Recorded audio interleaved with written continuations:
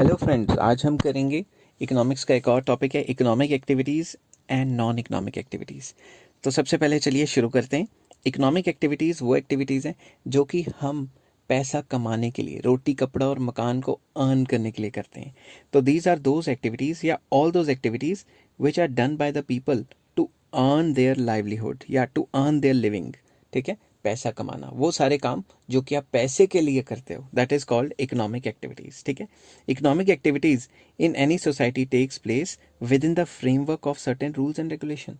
Economic activities पैसा कमाने के लिए सिर्फ वही काम जो रूल्स रेगुलेशन में आते हैं। पैसा कमाने के लिए जो चोरी चोरी है वो इकोनॉमिक्स में नहीं आता। ठीक है, तो ऑल दोज इकोनॉमिक एक्टिविटीज़ जो with in certain rules and regulation आप करते हो पैसा कमाने के लिए, ताकि आप रोटी कपड़ा मकान का इंतज़ाम कर सको, वो इकोनॉमिक्स है। और अगर कोई इलीगल एक्टिविटी करते हो पैसा कमाने के लिए, वो इकोनॉमिक्स में नहीं आते, वो इकोनॉमिक एक्टिविटी नहीं होती। तो इसके फीचर क्या हैं? पहला, use of scarce goods and means, आप स्केयर्स गुड्स एंड सर्विसेज को इस्तेमाल करते हैं रिलेटेड टू मनी और वेल्थ। तो इकोनॉमिक एक्टिविटीज़ में पैसा या वेल्थ कमाते हो आप।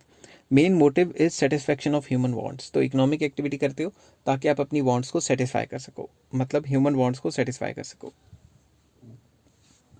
टाइप्स ऑफ इकोनॉमिक एक्टिविटीज़ आ जाते हैं नेक्स्ट पेज पे। सबसे पहले प्रोडक्शन। प्रोडक्शन में क्या होता है? रॉ मटेरियल लेके फिनिश गुड बनाना।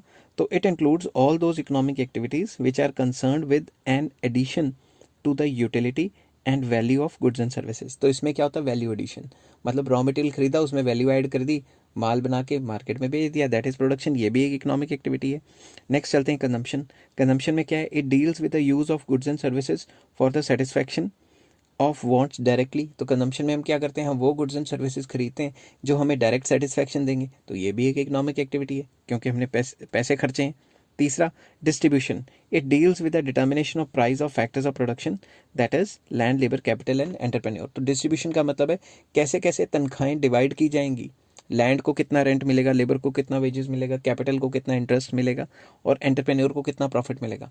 तो किस किस को किस किस तरीके से डिवाइड किया जाएगा, ये उनकी तनख्वाहें, दैट इज कॉल्ड डिस्ट्रीब्यूशन। और माइक्रो इकोनॉमिक्स में फैक्टर प्राइसिंग की जो थ्योरी है वो डिस्ट्रीब्यूशन पे आ जाती है। And fourth point is exchange. It deals with the sale and purchase of goods and services. तो एक्सचेंज क्या है? दुकानदारी वाला काम, पैसे दो चीज़ लो। ये भी एक इकोनॉमिक एक्टिविटी है क्योंकि दुकानदार ये काम पैसे के लिए करते हैं, वो अपना प्रॉफिट मार्जिन रख लेते हैं। तो ये तो था सारा इकोनॉमिक एक्टिविटीज़। नेक्स्ट आ जाता है नॉन इकोनॉमिक एक्टिविटीज़।